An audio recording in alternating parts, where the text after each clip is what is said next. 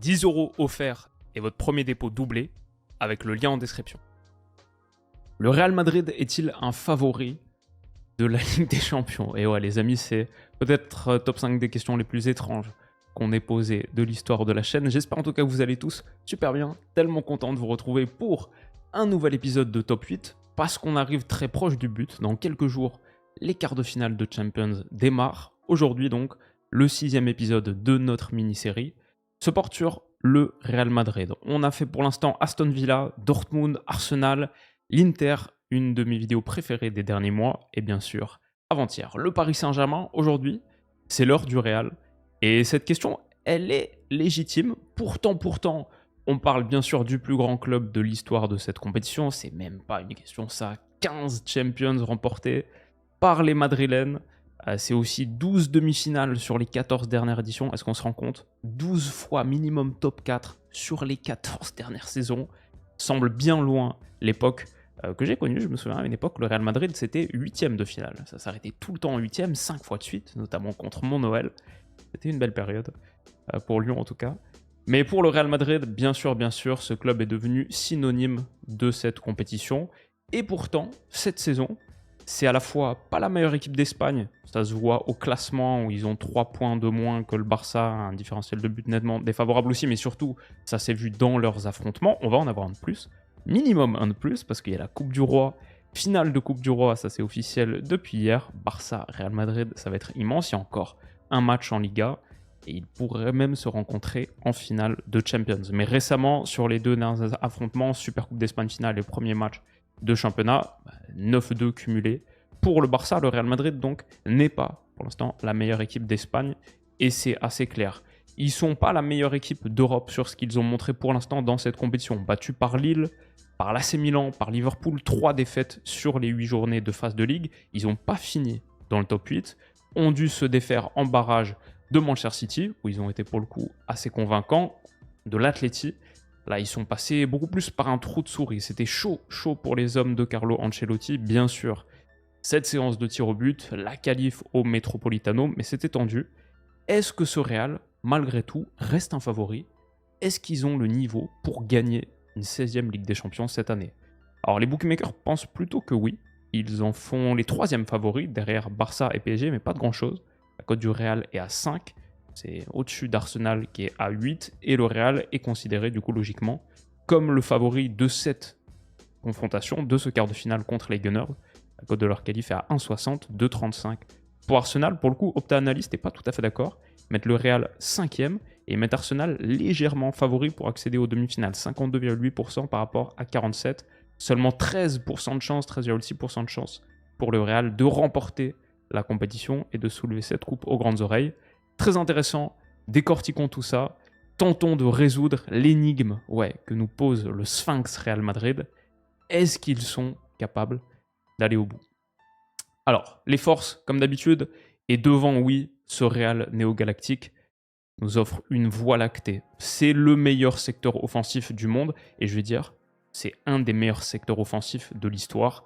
Quel club a été capable, sur les 25 dernières années, d'aligner ces joueurs-là? C'est simple, Transfermarkt donne au Real Madrid 3 des 5 joueurs les plus chers du monde, Vini, Bellingham, Mbappé, 3 de ces 5 offensifs, et c'est pas les seuls qui comptent. Mais oui, on le voit match après match après match, le Real Madrid, rarement convaincant, est toujours capable de mobiliser ses 4 superstars offensives. Sur cette action par exemple, contre Manchester City, c'était Bellingham pour mettre dans la profondeur, pour Vinicius qui sert en retrait Rodrigo, magnifique petit ballon mis entre les jambes de Josko Gvardiol, et Mbappé avait fini, pas de Gvardiol pardon, de Roussanov, et Mbappé avait fini devant Gvardiol. C'était le petit dribble et un but magnifique conclu par Mbappé. Les 4 mégastars offensives étaient impliqués dans cette action. Match après match, c'était aussi le cas sur cette rencontre à l'Etihad, le match aller. Bellingham qui se défait de Kovacic, passe un dribble, Vinicius un autre, le petit pont sur Ruben Dias, et le ballon extérieur mis magnifique. Pour le coup, Mbappé n'avait pas marqué au bout de cette action, mais c'était le méga danger madrilène, symbolisé par à tout moment, ils sont capables d'allumer la lumière, à tout moment. Le fait d'avoir une voie lactée offensive, ça t'aide à gagner des matchs. Pareil contre l'Atleti au Metropolitano, ça c'était Jude. Passe en profondeur pour Mbappé, ils avaient quasiment pas existé à ce moment du match, 68e minute. On avait très peu vu le Real Madrid. Il suffit de Mbappé le lancer en 1 contre 2, un penalty provoqué sur Clément Lenglet. Alors Vinicius ne l'avait pas transformé, mais c'était le symbole ultime d'à quel point le fait d'avoir des méga stars offensives, sans plan de jeu particulièrement fourni, établi, riche, clair, et malgré tout, ils sont capables de faire mal à tout moment. Et encore une fois, contre la Real Sociedad, mardi soir, c'est ce que j'ai vu. Vinicius, pour le coup, qui a fait un bon match, capable d'inventer des gestes comme celui-ci, de faire la différence sur son couloir et de servir en retrait sur un centre. Jude Bellingham, il marque moins que l'année dernière, mais il est toujours capable de moments clutch comme celui-ci. Et ouais, Mbappé, malgré le fait que sa première saison ait démarré de manière un petit peu compliquée, des pénaltys ratés, les 3 premiers matchs de Liga sans but, il est quand même à 33 buts, toutes compétitions confondues cette saison. C'est le même total, avec encore 2 mois à jouer, c'est le même total que Cristiano Ronaldo sur son premier exercice à la Maison Blanche. Jude marque moins, c'est vrai, maintenant dans une position reculée, il conserve énormément d'importance. Et le plus sous-coté de tous, il y a le petit Brahim, ok, qui a marqué un but phénoménal contre l'Atleti, incroyable ce qu'il a fait, on en a parlé sur la chaîne, un héros inattendu. Ce Real Madrid a vraiment un secteur offensif qui déborde de talent, mais on n'a même pas trop parlé encore pour l'instant de Rodrigo, qui mérite d'être dans la conversation du joueur le plus impactant du Real cette saison. Clairement, très important ce que fournit Rodrigo sur l'aile droite, dans toutes les zones du terrain, un petit peu l'abattage défensif aussi. C'est simple, à partir du moment où tu as Bellingham, Vini, Mbappé, Rodrigo titulaire et qu'en sortie de banc, ou sur des matchs où il y a de la rotation ou des joueurs absents, Brahim, même Arda Güler, Hendrik, encore buteur l'autre jour. Ouais, c'est juste une voie lactée, une galaxie offensive, un arsenal quasiment illimité. Et je pense que si le foot se jouait pas à 11 mais à 13 et que le Real Madrid pouvait aligner match après match un 4-3-6, ce serait la meilleure équipe du monde, sans contestation possible. Et elle serait à 14, le 4-3-6. L'acrobate de Montevideo est pour moi la deuxième force principale de ce Real Madrid. Oui, parce qu'au début de saison, on faisait cette vidéo un joueur à suivre par grand club et on avait dit le joueur le plus important du Real Madrid en 2024-2025, ce sera l'équilibriste, ce sera l'acrobate, ce sera Fede Valverde. Dans un Real Madrid qui est tellement déséquilibré sur 2 choses, la longueur et la largeur. La largeur avec 4 offensifs droitiers, donc naturellement ça penche beaucoup à gauche. L'apport de Fede Valverde à droite allait être absolument critique. Et on avait vu par exemple cette action contre Manchester City à l'Etihad, Bellingham, Vini, Mbappé, tous du même côté. Il y a Rodrigo potentiellement dans l'axe, mais quand ce centre est un petit peu trop long, qui est-ce qui arrive en trailer à droite? Fede Valverde avec une frappe qui avait échoué à rien du montant droit d'Ederson. Pareil sur des mouvements offensifs comme celui-ci contre l'Atlético, le match aller, il avait abreuvé de ballons Rodrigo dans le dos et cet axe Valverde-Rodrigo avait très bien marché. Ça avait donné d'ailleurs le premier but de la double confrontation parce que Valverde apporte cette qualité de passe aussi. La réalité, l'équilibre qui est nécessaire au Real sur les courses de repli défensif, son énorme volume lui permet de les réaliser. L'équilibre qui est nécessaire sur la largeur aussi, avec un secteur offensif, on le voit qui penche tellement à gauche, il est essentiel aussi. Fede Valverde, c'est le joueur de Ligue des Champions, Ligue des Champions avec le plus d'interceptions, 27. Le podium est constitué sinon de défenseurs centraux, Otamendi, Brandon Mekele. C'est aussi en Liga le 5e joueur avec le plus de passes à destination du dernier tiers. Bien sûr, Pedri est numéro 1 de très loin, mais Valverde est dans le top 5. Il est aussi dans le top 10 en passes progressives, où c'est aussi Pedri de très loin. Et numéro 1, il est top 10 en action menant à un but. Il apporte de partout, à droite, sur les courses de repli, et aussi, cette saison, en tant que latéral droit. Avec la blessure de Dani Carvajal, il a été encore plus critique que ce qu'on pensait peut-être début de saison, parce qu'il a dû dépanner à un poste qui n'est pas le sien, et pourtant, il a rendu des services magnifiques, régulièrement décisifs. Contre l'Atleti, il avait sorti un match énormissime, et avait été instrumental dans la qualification du Real Madrid. On avait sorti de ce match aller Brahim Diaz et Fede Valverde, bien sûr, qui est juste un top joueur. Il a joué sur la phase d'élimination directe de Champions contre City et contre l'Atlético quasiment 100% des minutes. Il a juste été sorti à 8 minutes de la fin du match aller et à chaque fois en tant qu'arrière droit. C'est la nouvelle position, c'est le joueur auquel Carlo Ancelotti fait le plus confiance dans cette position, dans les gros matchs. et il lui a rendu cette confiance au centuple. Aujourd'hui, quand on regarde le classement des joueurs les mieux valorisés sur Transfermarkt, le top 10, c'est uniquement des joueurs offensifs, de Haaland, Vini, Lamine Yamal, Jude, Mbappé, Saka, Wirtz, Musiala, Palmer, Foden, et le 11e, bien sûr, c'est Fede Valverde, à 26 ans pourtant, symbole de son importance. Et en plus, on n'a même pas parlé de sa frappe Barrett calibre 50, les mèches qu'il est capable d'allumer à tout moment. Ouais, Fede Valverde, c'est pour moi le joueur le plus important du Real, et il le prouve rencontre après rencontre. Autre force de ces Madrilènes, la forteresse du Bernabéu. Ils n'ont pas perdu au Bernabéu depuis le 5 novembre et cette défaite contre l'AC Milan. Depuis, aucune défaite. Si on faisait le classement uniquement sur les matchs joués à domicile, le Real serait leader de Liga avec 4 points de plus que le Barça. Ils sont très durs à battre. À la Madrid est un des hymnes les plus magnifiques de tout ce sport. Ancelotti l'a dit l'autre jour au Bernabéu, absolument tout peut se produire et c'est vrai. Cette magie madrilène, cette irrationalité qu'ils sont capables d'imprimer dans leur stade, dans leur enceinte, dans le vaisseau spatial, elle est dure à égaler. C'est peut-être le meilleur club du monde à domicile et ils vont recevoir contre Arsenal au retour. Ça pourrait jouer dans leur chance de qualif. Voilà grosso modo pour les forces de ce Real. Les faiblesses maintenant. Et d'abord derrière, si devant c'est la voie lactée, derrière c'est régulièrement un trou noir. Oui, ce Real ne défend pas bien du tout. D'abord parce qu'il n'y a quasiment pas de pression et très souvent, comme contre l'AC Milan, la première ligne, elle est aussi simple à battre que ça. Juste un petit décrochage de Fofana servi par Maignan entre Vini et Mbappé. Le premier duo, c'est régulièrement un 0. C'est régulièrement un Real en 4-4-0. Et quand tu réussis cette première passe, quand tu laisses l'adversaire réussir cette première passe, c'est toute la structure défensive derrière qui se retrouve en grande difficulté. C'était aussi le cas contre Manchester City à l'Etihad. On voit souvent quand c'est le 4-4-2 avec Vini et Mbappé, même si peut-être ils font un peu plus d'efforts défensifs qu'au début, ça reste quand même pas beaucoup par rapport à d'autres secteurs défensifs plus performants et plus fonctionnels. Ici, ce 4-4-2, ouais, il est en souffrance. Régulièrement, le Real défend à 8 plutôt qu'à 10. C'est aussi le cas là contre Mallorca et on voit à quel point ensuite tout est déséquilibré. Sur cette relance de Mike Maignan, et bah derrière, c'est le côté droit qui est une vraie zone de fragilité, surtout quand Lucas Vazquez y joue, qui peut être alerté. On voit ici Mbappé, Vini, difficile. Avec Jude, avec Mbappé, avec Vini, l'entente défensive sans ballon, elle n'y est pas. Et régulièrement des moments de frustration qui rendent cette première ligne facile à percer. Et derrière, tout un bloc déséquilibré. 6 joueurs qui se retrouvent à courir, 7 joueurs qui se retrouvent à courir vers leur but. C'était aussi le cas contre la Real Sociedad l'autre jour. Je vois ce duo, pour le coup, c'était Vini-Hendrick.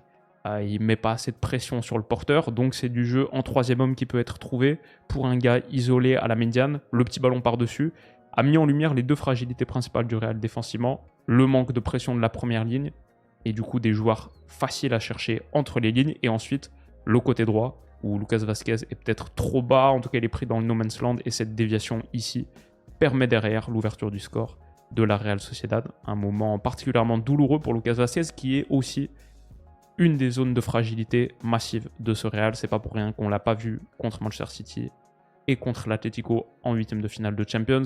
Il est régulièrement battu dans son dos, la couverture du second poteau est pas bonne, la ligne du hors-jeu est pas bien tenue.